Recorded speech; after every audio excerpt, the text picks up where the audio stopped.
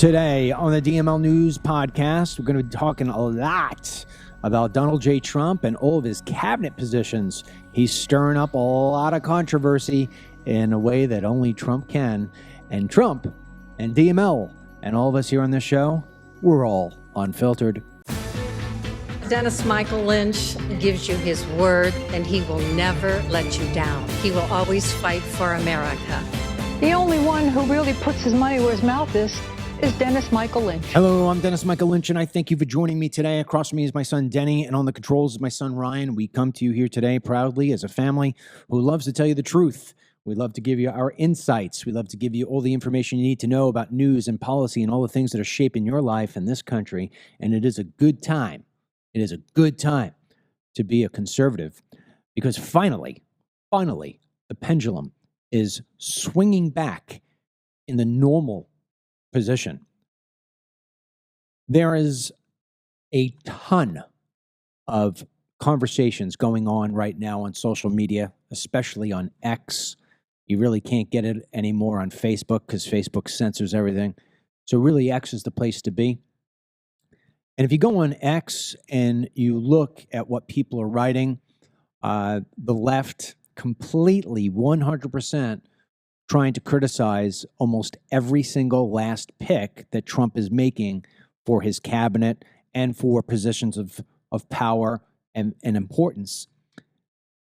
And myself as well. I looked at it. I'll give you an example.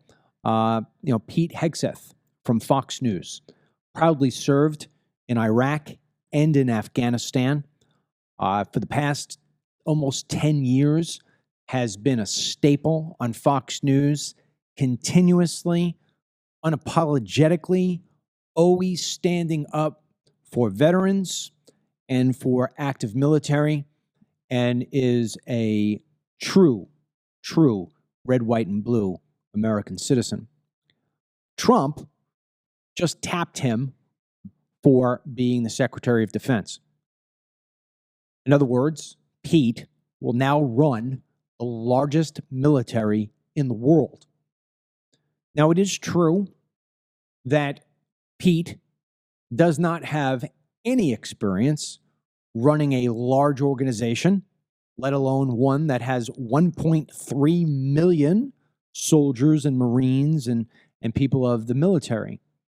But then again, who do you know that does have experience in running an organization with 1.3 million employees?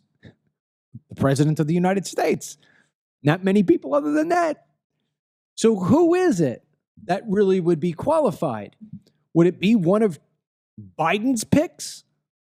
I find it incredible that the same people who are criticizing who Trump is picking for his cabinet are the same people who were totally cool with Joe Biden picking a DEI hire for vice president. He didn't pick Kamala Harris based on her resume. He didn't pick it based on anything she did spectacular. He picked it based on how she pees. She sits on a toilet bowl when she has to pee. Therefore, all right, you're good for me because I said I was going to have a woman. And then he took it a step further and said, I'm going to have a woman of color. So is that how we're going to do things? Should Donald J. Trump be picking people based on their gender and their color? I'm hearing some people say that Pete isn't worthy of this position. What does his resume say? Where is it that it says that he is qualified to run 1.3 million employees? I never, ever heard any of these people ever have a problem with Pete Buttigieg running the transportation department. What did Pete know about planes, trains, and automobiles? What was his experience? The only thing that we know that Pete was good at was being gay. Aside from that, what else was there that his experience said, I can do it? None. Not a single one. We had a guy, or is it a girl? Not sure which one it is. In Health and Human Services, Levine, what was the name? Rachel Levine. Rachel Levine? A guy who transitioned to a woman. Oh, an overweight, Yes. out of shape, Yes. in charge of, or one of the people at top of Health and Human Services. Yes. Huh. There you go. What was that resume? Oh, they knew how to go through a transition. There's the resume. Donald J. Trump, no joke, could put the Pope in charge of the Catholic Church, and the Democrats would say it was a bad pick. He can pick Michael Jordan to be the coach of the USA basketball team, and they would say it's a bad pick. He could pick Tiger Woods to teach a kid how to play golf, and they'd say it's a bad pick. No matter what it is that Donald J. Trump does, they are going to say, they being the left, they being the New York Times, they being all the idiots that can't find their asses with both hands, no matter who he picks, they're going to say it's a bad pick. Unless Donald J. Trump picks Kamala Harris for a position, it's a bad pick. We must, and I mean must, remember why it is that we voted Donald J. Trump into the Oval Office for a third time.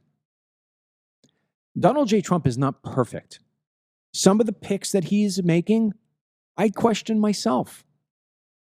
Would Marco Rubio be my choice for Secretary of State? Would Kristi Noem be my choice for Department of Homeland Security? That'd be a big no and a big no. Am I going to start throwing my hands up in the air and start screaming, oh my God, I can't believe it. I knew it was too good to be true. I knew this was going to suck. Think about this for a moment. Under President Trump, until COVID came, we had never had our country running better. Some would argue maybe Ronald Reagan had it equally good, maybe a little bit better. You could argue that all day long, but it's a great argument. Meaning that Donald J. Trump did such a good job that you want to compare him to Ronald Reagan, who is arguably the best president we've had in the past 50, 75, 100 years. And if that's what Trump's going to be compared against, what a great comparison. If Trump was able to do what he did in the first go-round when he had absolutely no experience and was picking people like Omarosa and Scaramucci, think about what he's doing now. The man learned many different lessons. We all learn lessons. In fact, one of the greatest lessons in life that you can learn is how to lose. Because if you don't know how to lose, you certainly won't ever understand what it takes to win. So when Trump says Marco Rubio, or when he says Pete Hegseth, or when he says Kristi Noem, sure. For fun talk at lunch, maybe I will question him. But ultimately, I am going to come down and say, Donald Trump knows how to win. We're talking about a guy who had everything stripped from him in 2020. Anybody else, can't come up with another person. Every other person in the world would have folded up tent and said, screw this. I went through all of this crap, so this way they can steal it from me. You know what? I'm going to be a billionaire. I'm going to play golf. I'm going to go on vacations. I'm going to get $1 million a speech. Let you destroy your country. I'll wrap my family in a nice cocoon. They'll be set for the rest of their lives. He didn't do that. He didn't do that. When they tried to strip his freedom for going after him for misdemeanors that they would then say we're going to create into felonies because we're too past the statute of limits, what did he do? Did he go in and sit down and say, listen, I get it. I get it. You want to make me poor. You want to put me in prison. You actually probably even want to get me shot because you don't want me running again. Let's cut a deal. Let's end all this BS lawfare against me. I will fade out nice and easy, nice and slowly, maybe make an endorsement, a couple little political contributions, but myself, my kids, and the Trumps will be out. We'll go back to doing reality TV. He didn't do that. He didn't take the easy way out. He took the hard road. He took the road of a fighter. When they shot at his ear and they hit him and he fell to the ground, any other person would have freaking covered up and said, when's it over? When's it over? Would have taken the protection of other people who get paid to take a bullet. He didn't do that. He jumped right up to his feet, said, "Give me my shoe, fight, fight, fight." Had you given that guy a gun, he would have freaking ran towards the shooter and tried to take him out himself. Who am I? Who are you? And who are the Democrats to be questioning who this man picks and who he doesn't pick for any position? Let me tell you what Pete Hegseth isn't going to do on day one. He isn't going to come to work dressed in a skirt and says that he identifies suddenly as Priscilla. Let me tell you what it is Kristi Noem isn't going to do on day one. She isn't going to get up there like Mayorkas and say that the border is secure when it's wide open like a sieve. The people that Trump is putting in place, all of them can be questioned. Everything could be questioned. You can question what it is that you had for breakfast, whether it was the right thing or the wrong thing. But ultimately, it was your choice because it's your life and that's your position. You can question me. DML, why are you running a BOGO? You don't have to run a BOGO. Well, it's my CBD company, and I want to run a BOGO because I want to give people specials. By the way, dmlcbd.com/BOGO. BOGO ends on Sunday. It's my choice. It's my company. We put Donald J. Trump in office a third time because we trust his judgment. We know he doesn't walk on water and he isn't going to be perfect every single time. And yeah, some of the people he's going to wind up hiring in the next 3 months probably won't be there. In some cases, maybe 1, maybe 2, maybe 3, who knows, won't be there by the time the midterms come around. But who do you know who has never made a mistake? Who do you know who has never said, maybe should have done it a little differently? But I got a lot of faith in a man who's already served as president, recognizes that his mistakes were in some of his hires. He was asked, I don't remember when it was, one of the town halls or one of the interviews he did, he was asked to name a mistake. And the one mistake he said that he has come to recognize is that he didn't necessarily pick the best people. Now, from what I've read, his selection process is a whole different deal. He's got Elon Musk sitting next to him. He's got his kids, his boys are with him. He's sitting down and he's talking to people. In fact, I actually read something, whether it's true or not, who knows, but it's apparently leaked, that he is having people play video clips up on a big screen in a room that he's in, and he's looking how it is that people appear on camera, how it is that they present themselves. Are they loyal to MAGA? Are they loyal to Trump? Are they loyal to America? And it's actually like a screening process. And I like that. And I like the fact that he isn't going back to the old guard. Could he have looked up a general? Could he have looked up at a general and says, oh yeah, this general's got 15 different stars on his shoulder and he's got all the different medals that one would, and he looks really good in his dark army jacket, and he's got the crew cut and he's got everything else, and he looks like he's going to tear you a new ass just by looking at you? Sure, he could have picked one of those. But he could also have picked a guy who knows what it's like to be on the ground, who knows what it's like to worry about whether or not he's going to step on some IUD. He also knows what it's like when he looks at his brothers and his sisters there missing arms and missing legs. He also knows what it's like to serve his country and know what everybody in his infantry needs, wants, and desires. I like putting that guy in place. Donald J. Trump had no experience when it came to being president. He wasn't a senator or a House member. He wasn't a governor. He didn't come with a long resume of passing bills and doing all this funky different stuff that all the lawmakers and governors do. But he ran a business. He was successful, and he had more wins than he had losses. And we said, this is a guy who could probably get things in line. And he did better than any president in my lifetime, including Reagan, who, by the way, gave a 1986 amnesty that has stuck us in this spot where we don't have secure borders, but we're filled with Taco Tuesday. Because if you don't have Taco Tuesday, it's a racist thing. You know that, right? Nothing against my fellow Latino friends. But I'm trying to make a point. And the point is this. Donald J. Trump is in charge.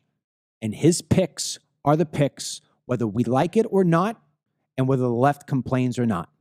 And I guarantee you, Pete Hegseth is not going to put us in war tomorrow on his own, and Kristi Noem isn't going to allow the entire country of South America to come through our border while Trump is playing golf. So you could go to sleep easy knowing that the America that you love will be here tomorrow.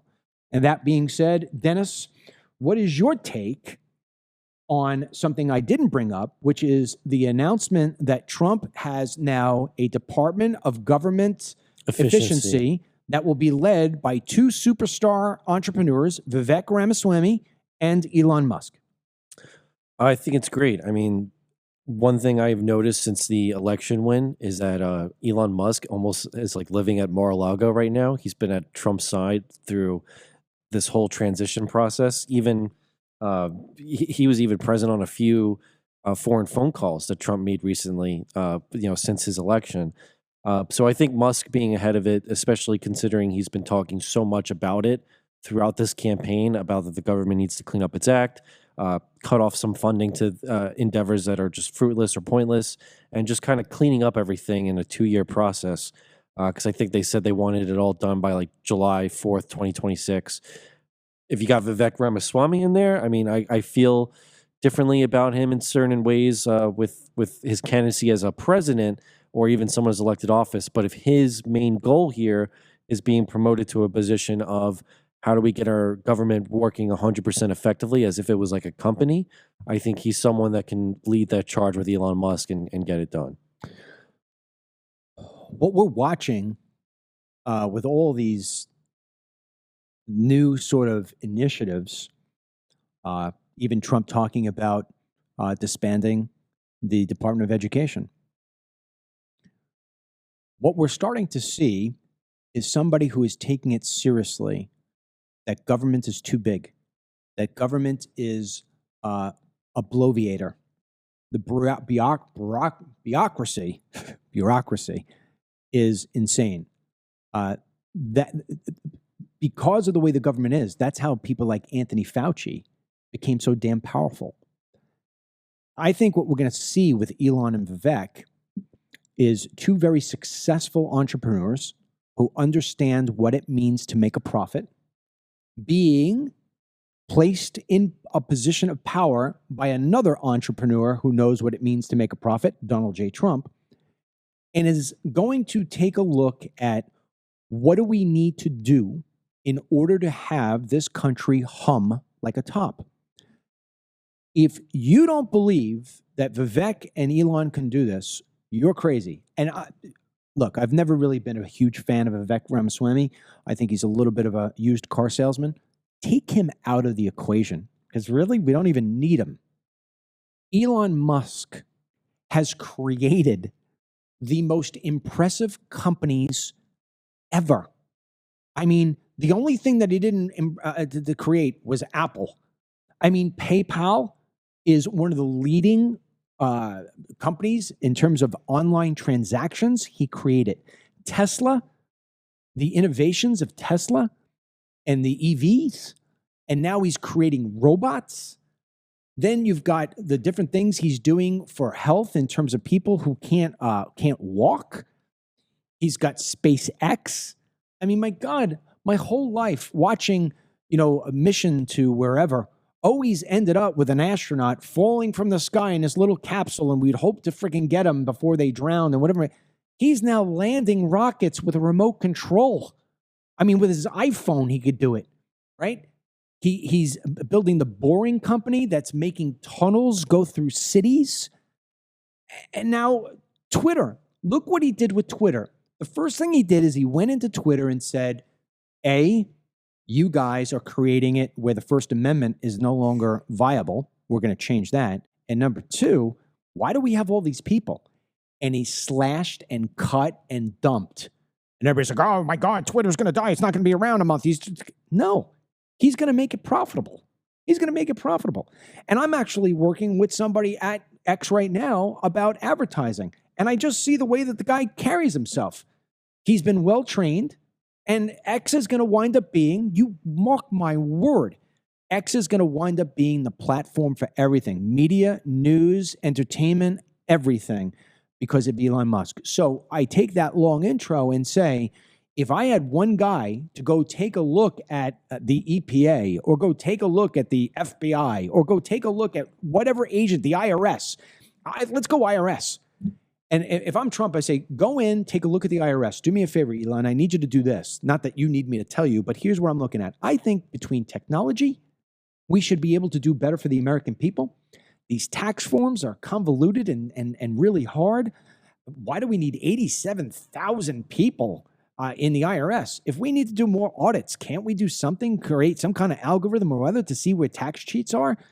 Can you go take a look at that? I bet you Elon Musk comes back in a matter of 2 months and says, Mr. President, we can make it in 6 months to where every American pays their taxes either by their phone on a simple little card. And by the way, we can make it to where the U.S. taxpayer decides where they want their money to go. I could have it up and running in 6 months for very little money. And we won't need 87,000 people, maybe at most, maybe 8,000. This is what we're looking at.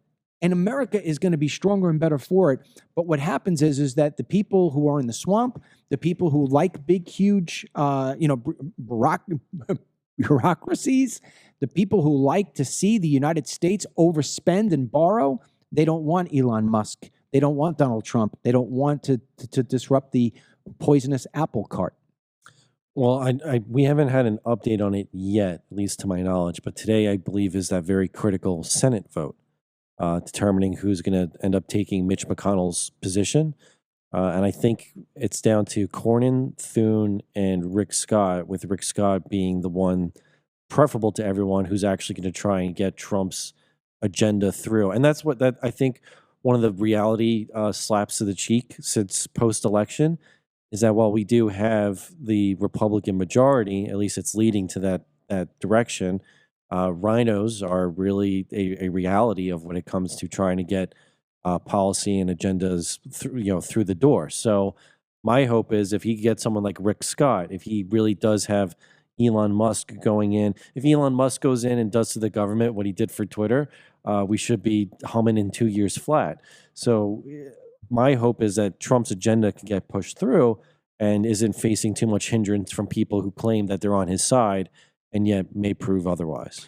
Look, Rick Scott, I don't know if Rick Scott is necessarily the guy that I think of when I think of MAGA, but it certainly isn't the other two. And I want to remind everybody out there, maybe you're an employer who has to pay for everybody's health insurance, or maybe you're like me where you have to pay for your own health insurance, or maybe you don't have any health insurance because it's just too damn expensive. Let's not forget that Donald J. Trump wanted to repeal and replace Obamacare. And it's one of the first things he attempted to do when he was in office. We had the Senate, we had Congress. There was no reason for us not to do something. But one person stood in the way of Trump getting that done. And it wasn't Nancy Pelosi. It wasn't Hakeem Jeffries. It wasn't AOC, Barack Obama, Joe Biden, Hillary Clinton, or MSNBC, baby. It was Senator John McCain, a Republican rhino out of Arizona, which created a system that continued to where yours truly today pays $3,300 a month for health insurance. And then when I go to get a test, I got to pay a $100 copayment because of John McCain.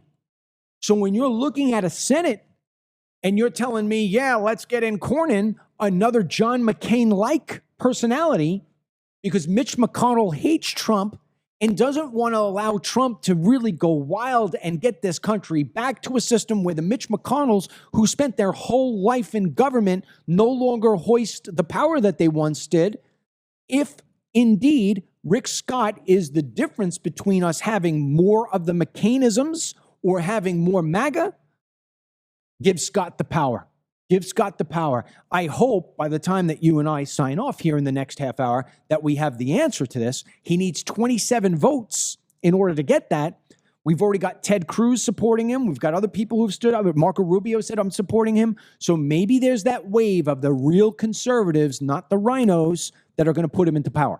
Yeah, and that's my concern too. From what I read reports wise, there has been a major push, including by Musk. I think it's going to be very telling how influential in a way, I think he's going to be Trump's biggest advisor of how influential he's been.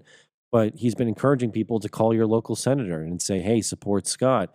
And, some people are reporting that their messages or calls are not going through or being sent to voicemail.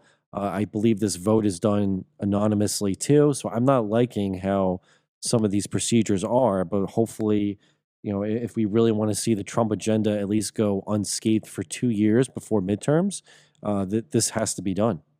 And hopefully Scott really is going to be the one to be as MAGA friendly out of the three of them. It's funny. While you're just doing that, I just saw something on X. Here's the danger of how stuff works. So it says, "Holy crap, this is winning." Tucker Carlson appointed as White House press secretary, and they have this whole thing from Donald J. Trump. But then there's a community notes, and it says, "This is fake. President Trump has not announced this on Truth Social or X, where he has posted every other press release of its kind." So I can tell you that for those of you who are saying that Tucker Carlson is the press secretary, A, Tucker Carlson would turn that down. Yeah. B, I don't think Trump would pick Tucker Carlson. C, Tucker Carlson has financial obligations to his new company that he started, and he has investors in it. He ain't walking away. Yeah, look, I think whoever he picks is going to be great. I mean, there are some winners that he has chosen here. I mean, I like the fact that he's got Mike Huckabee as the ambassador to Israel, and then choosing Tom Homan as the border czar. I know that you think is probably the biggest A-plus choice so far. Yeah. Well, first of all, I know Mike Huckabee. I think he's a really good man. Back when he had his Huckabee show on Fox, I think I was on there twice. You took me to his studio. I took you there, right? Yes. The one time I was on there? Me, Ashley, and yeah. Yeah, and I remember one time he had me on. He because it was a Sunday show, it was very rare to be asked on there. And if you did, there's only a certain amount of segments. He gave me the first half of his show. Yeah. The second time I was on, and it was a live audience. And when I was done, the live audience gave me a standing ovation. And Mike said to me, he goes, "That has never happened before." And I said, "Oh, I appreciate that. Whatever." We were talking about immigration and what needed to be done and what have you. And when I walked off the set, I think you were there that day, John Voight, the actor John Voight. Okay. I was there twice. You were there one of the other times. Yeah. But John Voight was there, and I walked off, and John Voight said, "Boy, why haven't I ever heard of you before?" And we took a picture together, and he's like, "You got to keep on doing your thing." And, when Huckabee was offset, I'd come and I talked to him. He's a down-to-earth guy. He's a smart guy. He always thinks about others before he thinks of himself. And I even tell that story there because, when I was doing the interview with him, a lot of times, like if you're on with Hannity, I remember Hannity gave me an hour. Hannity just always wants to make it about him. I remember when I was on with Hannity talking about immigration, it was like he's always outdoing me, that he spent more time at the border or whatever it may be. And I was like, okay, Sean, do you want to interview me or you want me to interview you? Huckabee was a different type of guy. And you can't make that up. You know what I mean? And he was a great governor for Arkansas. Now his daughter is a great Arkansas governor. And I think that having somebody like him be the ambassador to Israel may actually help temper things down a bit in the Middle East. I mean, you're never going to change these crazy Islamics. They're always going to want to blow up Israel. But I think having him in there, it adds a lot of credibility. Then you just asked me about with Tom, I can never say his last name. Homan. Right. Tom Homan. Let me tell you something. Again, this may sound a little egotistical. There's the two things we always get from people. DML, you need to be press secretary. DML, you need to be DHS. First of all, I'm not qualified to be DHS. I don't know enough about the law. I don't know enough about the inner workings of the Border Patrol. This guy was an head of ICE. He's your guy.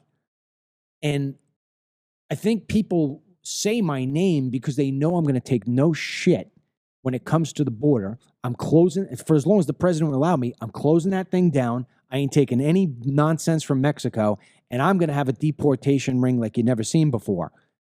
If you asked me, all right, taking that attitude that you have, that determination and will, who would you like? Tom would be at the top of my list. That guy is a no bullshit guy. He's better than me because he knows what agents, ICE agents and Border Patrol people and DHS has to go through. He was victim to that kind of stuff. So he's going to make sure, working with Christy Noam, that whatever needs to be done for those agencies to work at their best capacity and get rid of the people who have no right being here, that's the guy I want in the place. So I'm very happy with these picks from Trump. I think because as these next few weeks go by, we're going to see how he fleshes out his administration. And I've been getting emails and questions about it too. In your perspective or your opinion, what do you think is the best balance to have the most perfectly well-run cabinet? I mean, do you want just a yes man, or do you want a yes man who's also got his own ideas, but you don't want someone who's got so many ideas that they become a hot-headed star and want to take, things in their own direction? Like, is there kind of like a formula of how to pick out a team? Because like you said, Trump's biggest regret is likely being led a certain direction, like, oh, you got to choose this guy, and then he learns the hard way. I think when Trump was president the first time, he went into something that he had no idea who's going into. And that's not a knock on him. There is no job in the United States that would prepare you to be the president of the United States. Every person that goes in there, even the governor of, you could put DeSantis. Florida is one of the biggest states in the union. He has done unbelievably well with the state from every standpoint. We're at the top of the list for education, for economy, for efficiency, for you name it. You put him as president, there's going to be a learning curve, all right? I think Trump learned his lessons the first time by thinking that he should hire based on a popularity contest and who was going to say yes to him. Omarosa was loyal, and she was going to say yes until she didn't.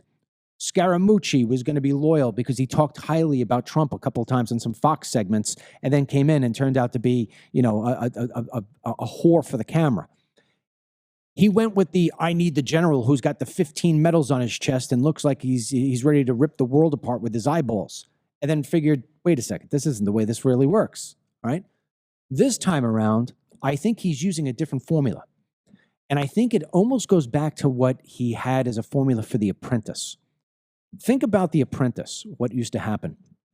He had Ivanka on one side, and then he had, I think his lawyer was on the other side. Right? Sometimes always switched. He would have his sons on too, but it was always a rotation. But he had people next to him kind of helping him and weighing in. Yes. And then he had a panel of people. And then he would give them tasks and say, all right, go out and raise $10,000 for this, or go out and raise $500,000 for this. Go out. And he'd have competitions. And he'd watch. And he would see who the leaders were in that space and how well things went and how well they didn't. He didn't get involved. He didn't go in and say, move out of the way, we're going to do this my way. He didn't go in and say to whoever was leading the activity for that episode, this is how I would do it, this is how I want you to do it. He said, go out and do it. And then when they came back, he assessed what they did, he talked to his panel, and ultimately he said, you didn't do it the right way, you're fired. Trump is going to sit down with Pete Hegseth. He's going to sit down with Tom Homan and Christy Noam and Mike Huckabee and whoever it is that you want to talk about. And he's going to say, look, I don't want there to be wars in Israel. I don't want Israel to feel as if it's going to be bombed to smithereens. We need to stop this. We need these people to be safe. Mike, what do you need from me, in your opinion? What do you need from me in terms of resources so this way we can get stabilization there? Mike may go back. This is what I would do. He'd say, Mr. President, let me come back to you in a week, 2 weeks with a plan. What I need for resources, go ahead, Mike. Mike's going to come back with a plan. Trump isn't going to dictate that plan. He's going to say, Mike, I put you here because I trust your knowledge in this area. He's going to come back. Trump's going to hear that plan. Maybe Trump gives some suggestions, some tweaks or whatever it may be, a little bit of conversation around the table, get some other input. Trump is ultimately going to say, run with it. Mike goes and does it. If it's a shit deal, if it doesn't come out, it's not just Mike. Trump knows he made a mistake. The table made a mistake. We fix it. We adjust it. We go. So Trump is going to empower these people based on their experience, based on their loyalty to America, based on their loyalty to him. And when I say loyalty to him, it doesn't mean they kiss the ring. It means that Trump says, I don't want war, Pete. Make it so we don't have war. But if we do have war, I want to be able to fight 3 wars at one time, and I want to be the best there is. And Pete knows his stomping orders and is going to be loyal to Trump, that he isn't going to behind the scenes undermine Trump. And I think when the mainstream media, like the New York Times, says, he wants people who will kiss the ring, it's not kissing the ring. He wants to give instruction and wants to empower somebody to go out and do what they said they were going to do without behind the lines or behind the curtain undermine him or speak poorly about him. That's what he's talking about with loyalty. And I think that's going into the decision-making that he is putting together when he gets somebody. And that's why I think this time is going to be even better than the first time. And I think that leads to my next question here too. When you see that he's choosing someone like Tom Homan, who is a zero tolerance, hardline guy, he's not going to waver.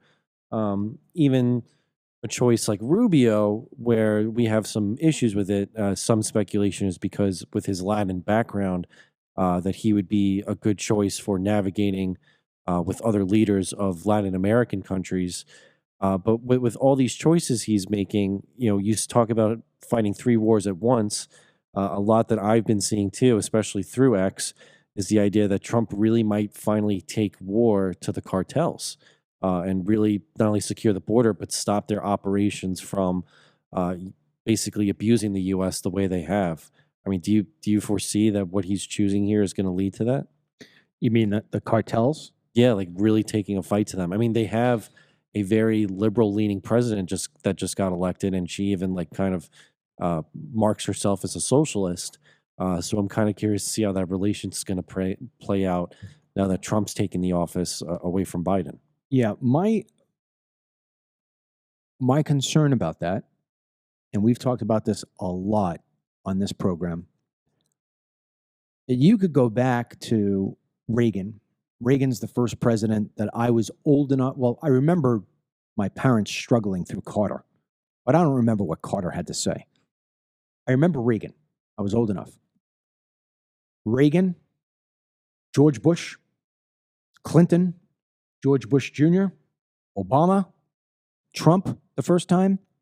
I don't remember Biden saying it, but every single one of them vowed a war on drugs, that they were going to go after the cartels. And yet it's never happened. And I've always questioned why that is. And I've come down, and nobody could ever give me the answer. I've come down to 2 reasons why it never happens.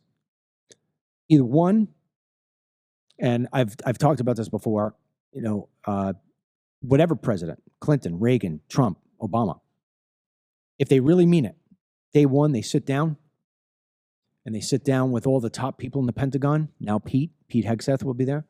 And he says, okay, here's what we're going to do. I want to launch war on the cartels immediately. And I think somebody says, Mr. President, can I speak to you alone? And I don't know who that person is. He says, all right, they clear the room. And that person says, we can't do that. Why can't we do it? And this is where I think 1 or 2 reasons come up. Actually, there's a third reason. I've never bought the third reason.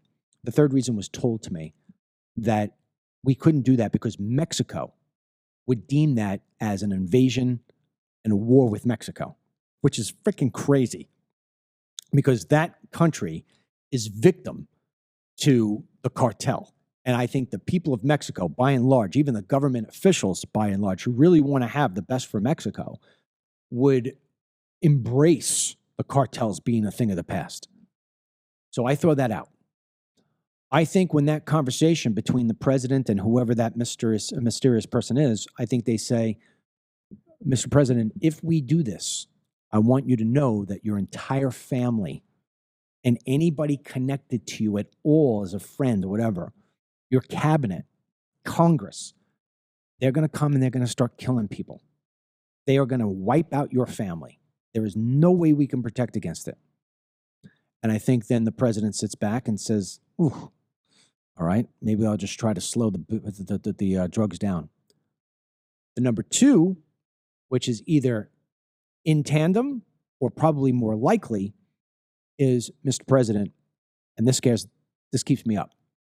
Mr. President, I don't know how it happened, maybe because we turned a blind eye for too long, but the entire country is vulnerable to attacks in towns and cities from the cartel. They are everywhere. They are operating everywhere. And they have the ability, within minutes' notice, to start blowing up buildings, just taking out schools. And if we go attack them, you can guarantee we're going to lose at least 2 or 3 cities, or we're going to lose tens of thousands of Americans. They will retaliate immediately because we've allowed them to operate in here. And I think that's why suddenly the president changes his tune. For some reason, the president always changes his tune. Will this time be different? I can only hope so, because the cartel has basically kept Mexico from being able to thrive, forces people into this country, and has poisoned our people at numbers that are unbelievable. I mean, just as perspective, real quick, this was Mexico's deadliest election season in terms of assassinations of mayor candidates, their own government officials that were running for election. I mean, there was shootings, beheadings. Like the cartel runs that country. They do. And if you look at 9/11, all right, I lived 9/11. We lost 3,000 people on 9/11, and we lost 2 big buildings, 3 buildings, 4 buildings in Manhattan, 3 airplanes, and the Pentagon got beat up. We went to all-out war in Iraq based on false information that they had weapons of mass destruction. But we had to go get somebody for it, right? We get 3,000 people killed a week due to drugs that are coming through a cartel, and we do nothing about it. There's got to be a reason why. And I think if we were to actually start wiping their asses out, not only would the world be a better place, Mexico would be a better neighbor, and it would give people reason to stay in their home country. I don't believe the Mexican people, I don't believe South America or Central America comes to the United States because they want to go to Disneyland. They come here because they want the opportunity to work, and the reason why they can't work at home is because their countries are stuck in the third world. And the reason why they're stuck in the third world is either they're corrupt or because they're run by the cartel, where the top people are the ones taking all the money and keeping everybody else poor. You change that, and people don't want to come to America anymore. They want to stay in their own homeland and be proud of where it is that they were born and raised. So, well, look, I mean, one of the countries in South America that's actually doing decently well right now is Argentina. Javier Milei just spoke on the phone with Trump the other day. Congratulate him on being elected. And you don't really see a mass of Argentinians fleeing to the U.S. as you do, let's say, Venezuelans. So I think it really is a matter of if you can get those countries under control, we wouldn't be having to worry about them even coming to us in the first place. But even if they continue to still do so, I think having Tom Homan and people like him on the border now will definitely work as detracting them from wanting to come. I think I'm just looking here on X as we're talking here, and Jack Smith, the guy who was going after Trump in the Florida case here, the Mar-a-Lago documents, he is going to resign before Trump's inauguration. And I think what we're going to start to see is the attacks from a lawfare standpoint on Trump diminish, because there's no way they can win. And I really, truly believe that we're about to see 4 years of the most promising growth in America. And it's like the perfect omelet. In order to have the perfect omelet, you've got to break some eggs. And it has been a very long, tiresome, unbelievably dangerous road, especially for Trump, to get where we are. It's going to be another hellish 60 plus days to get to that inauguration. But all the things that are happening right now lead me to believe that we're about to enter a time of the most promise that anybody has ever recognized in U.S. history. And I think one of the things I'd like to try to start doing next week, although I am going to be out for the first couple of days because I'm having oral surgery on Monday, I won't be able to talk for a few days. I think one of the things I'd like us to do as a show is to start talking about the promise about what America can look like and the opportunities for all of us, be it retirees who won't maybe have their Social Security taxed anymore and will start getting some more money, and getting their prescriptions a whole lot less, and the drug companies not being able to screw them like they have been, whether it's the youngsters who want to be able to go get a better education and not go to school and pay $80,000 a year so this way people can teach them about ideology instead of, functionality. I think we should start speaking about the future of America and how promising it is and how people can take opportunities that are going to present themselves and run with them. Because ultimately, we're all here to get the most out of this American experience and the most out of this life. And when we're spending so much time talking about pain and suffering and cartels and high taxes and illegal immigration and, look at the people here on the screen. You on the full screen here? I mean, look at the people that Joe Biden had in place or that surrounded himself by. I mean, the press secretary alone has been an embarrassment to the United States of America. Rachel Levine, who is a guy dressed up as a girl, remember the non-binary guy who stole the suitcase? the non-binary guy? Yeah, he was in the Sam Brennan. Yeah, Sam Brennan. He worked for something or another. There was so many embarrassing moments in the Biden administration that was embarrassing around the world, embarrassing here at home, and it made you feel as if everything that you were taught and brought up on had been thrown to the shitter, and it's not, and it's back. And Make America Great Again is different for every single person. For me, Make America Great Again may be a border that's secure. For you, it may be being able to afford more, with each dollar that you spend, because you guys go to the store and you can't buy 2 nights worth of meals for less than $100. For everybody, it's a little bit different. For some of us, it's the same. But if we could get back to the traditional ebb and flow of the United States of America, where it's about we the people and not about the people in charge and the government and the bureaucrats. I'm struggling with that word today for some reason. I think that people on the left, people in the middle, and people on the right are going to say later on in their life, the best time to live in America was during Trump's second presidency. I really believe that that's going to wind up being. Last word goes to you before we dump out.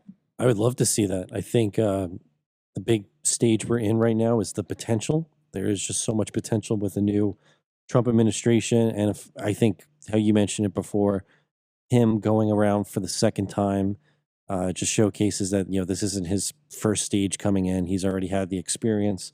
And I think with these selections, they're going to all point to his clear vision and his agenda that he's going to try and get done in 4 years. And hopefully whoever follows him to carry that on for at least another 8. Now, I just read in the comments section here on X that Scott is out for GOP leader and that it's down to Thune and Cornyn. I don't know whether they're getting that information from, but if it is indeed true, it's definitely a sad time to think that. And so, what has to happen, as far as I'm concerned, is that the people have to put incredible pressure on whoever it is that senator is. And that's it. There's got to be incredible pressure. So, there are a lot of people. Bill Hagerty, Senator Bill Hagerty, was looking to have it to be with Scott. So there was a lot of people who wanted Scott to be in there. I can't understand why more people did not support or will not support him. I don't know. Maybe this is news that really isn't the case. But one of the other things that I thought was hysterical today, but we don't have enough time to talk about it. But Don Lemon leaves X. He felt as if there needed to be an announcement that he left X. I didn't even know that he was on X. Who gives a rat's ass? See you later, Don. Fall deeper into the world of irrelevancy, right? I think he had that one interview he did with Elon Musk, and he totally crapped the bed in it and was never relevant since then. So maybe CNN will take him back. Yeah, maybe you're right. All right. Well, listen, I don't have anything in here. I'm searching. I don't have anything in here that says that Rick Scott. Yeah, I mean, I don't see anything here. So who knows? Maybe it was a little premature to put that out. I see people tweeting about it, but I don't see any official. No, there's no news on it yet. All right. With that being said, we're going to say goodbye to you today. Tomorrow with an Ask DML. Make sure you tune in. And don't forget, dmlcbd.com/BOGO, BOGO. It's our last for this season, and we won't have another one for a while till after Trump is elected. A full site BOGO. That means that everything that's on there, buy one, get one free. You buy 3, we give you 6. You buy 10, we give you 20. You buy 1, we give you 2. Everybody loves the BOGO. It's always beneficial to people because it slices the price in half. So get in there, especially if you are an existing customer. I can tell you we're light on inventory. And if you aren't a customer now, there is no reason why that you need to deal with anxiety, pain, skin issues, lack of, how would you say it? A lack of a strong immune system. The list of things that the DML CBD product line can help you with are astronomical. Go take a look, dmlcbd.com, and know that from today until Sunday, you could do a buy one, get one free. On behalf of Ryan, who's behind the controls, Denny over there, and everybody on Team DML, we appreciate you checking in with us today on X and, of course, on teamdml.com. Until the next time, may God bless you, our troops, these United States, and Donald J. Trump. And today's Team DML blessing goes out to Peter Hansen. All right, Peter, run with it. Get the Dennis Michael Lynch podcast every day by subscribing on Apple Podcasts or Spotify, and download the DML News app from the Google Play Store or the Apple App Store for breaking news, merchandise, films, exclusive content, and Team DML.